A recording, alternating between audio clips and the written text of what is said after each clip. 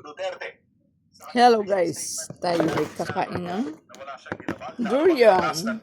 O batas ng Diyos sa nakaraang pamahalaan. Ano na ito Isa yung sigaw sa mga pinangalanan natanggal ng na. perpetrator sa kasong Crimes Against Humanity laban kay FPRD na kasalukuyang nasa ICC detention facility.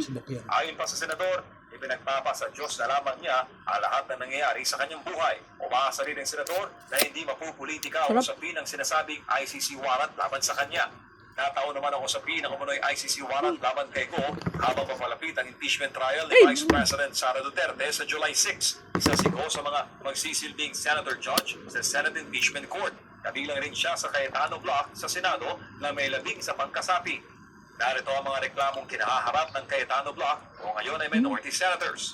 Si Senator Ronald Bato de la Rosa ay mayroon ding ICC warrant at hindi na pumapasok sa Senado. May 90-day suspension naman bilang mamabata si Senator Jingo Estrada kaugnay ng graft and plunder case na may kinalaman sa flood control project sa Bulacan.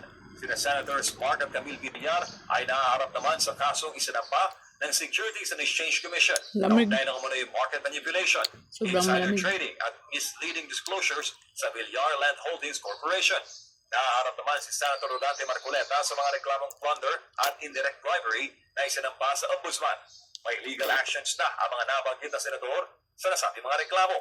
May 13 kasapi naman ang bagong Senate Majority sa ilalim ni Senate President Win Gatchalian. Sa 24 na senador, 2/3 o 16 na boto ang kailangan para makonvict ang isang opisyal. Para sa Diyos at sa Pilipinas kung mahal, MJ Mondiha.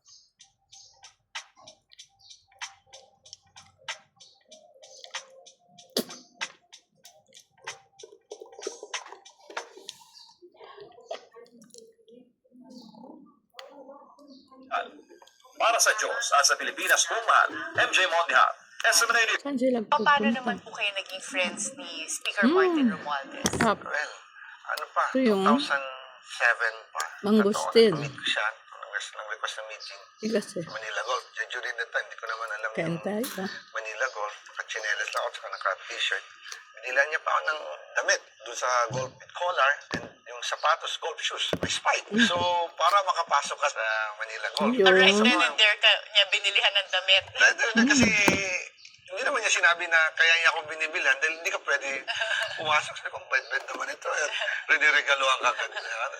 So doon, kwentuhan kami. Sabi ko, ikaw nakikwento ni Senator Joker sa akin, Martin Romualdez. So, right there and there, you've been very good Tagal friends. na. This is back in 2007.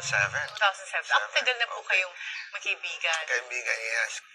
I never dream of it. Hindi mo iningi. Hindi ko iningi. Despite your friendship with the speaker. Yeah, hindi ko iningi. Nagalit pa siya sa akin after election. Kasi, sabi, ikaw mag-chairman. Mangga. Hindi ko, gumagano ako. In front of friends, gumagano ako. Hindi ko So, every time we introduce me na yan ang magiging next up, hindi ko sinasagot. Tumatabingi yung mukha ko. Up to the point, sabi niya, alam, pag hindi mo yan kinuha, maraming kukuha niya. Hindi ba? 2007 tayo nagkakilala.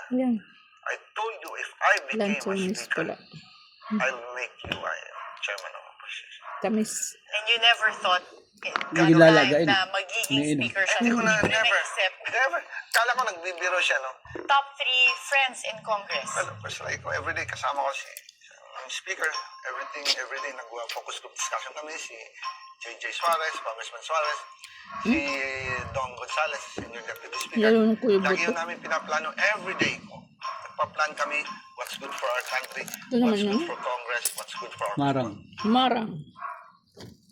Alright, narinig po natin mga karyasa, sino yung mga kakutsaba? Dumidikit That's yung why balak yung iba mo. nating kasama sa Senado ay dati natin mga allies for the truth. Pero napagod nung tumanda na. Diba? So nung tuta pa lang sila, gusto nila katotohanan. Nung naging aso na, napagod na eh. Ako po.